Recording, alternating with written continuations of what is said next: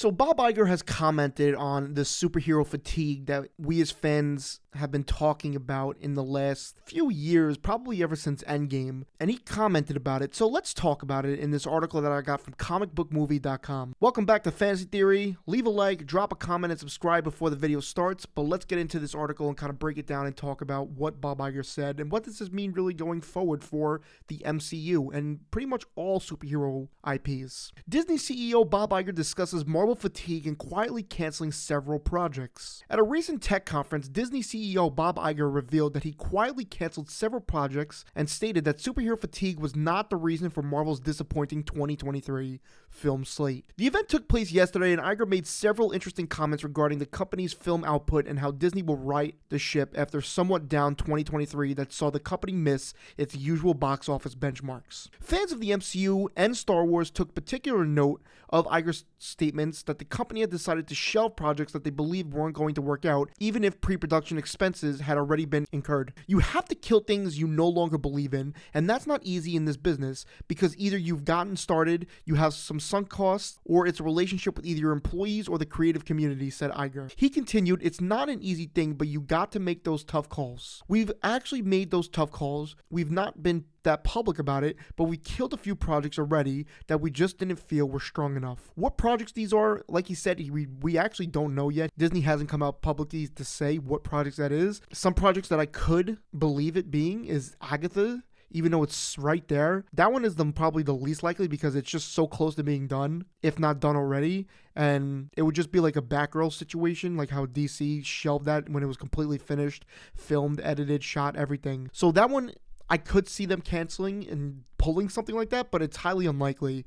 There's shows like Ironheart that I don't believe will make it to see the light of day. I believe the animated shows are safe because I just don't think that has a high budget, so I feel like they could put that out there and not really think twice about it. But this article breaks it down a little more.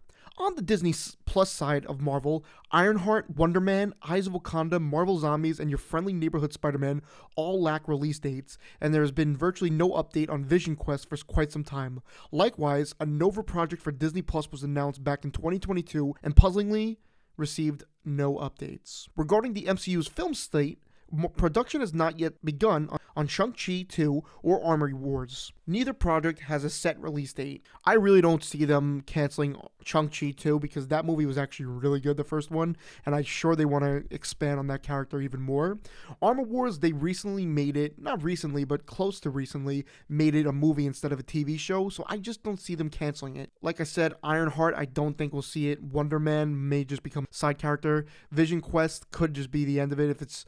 It depends how early these shows are in production, I think, which probably most of them haven't even begun shooting, so I'm assuming a lot of these won't make it to see the light of day. Iger went on to add that he's been given extra attention to the company's film division as he's been personally spending a lot of time with the creators, watching these films, giving detailed notes in these films, engaging in a respectful process that results in improvement.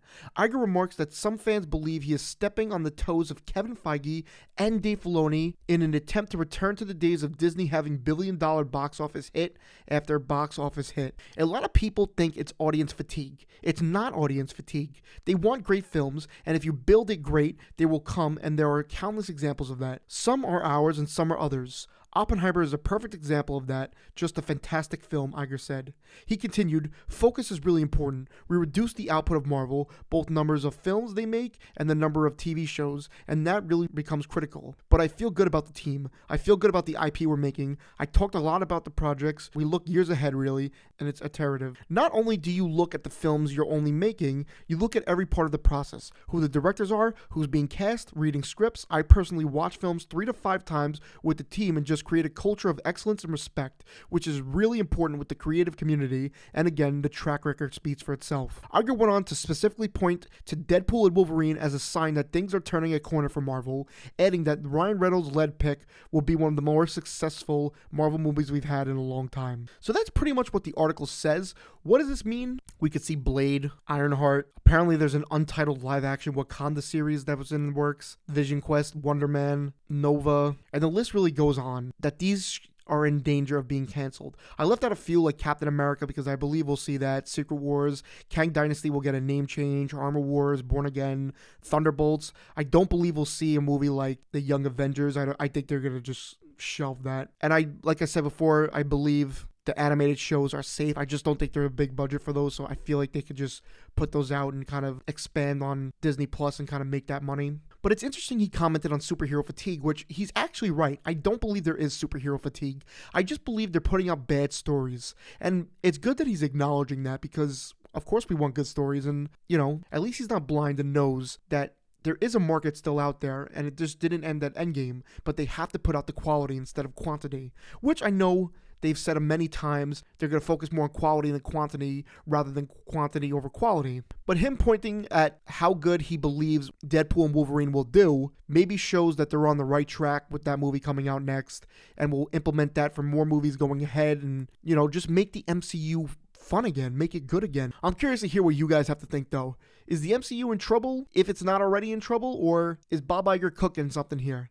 Leave a like, drop a comment, and subscribe, and I'll see you all in the next one. Have an incredible day.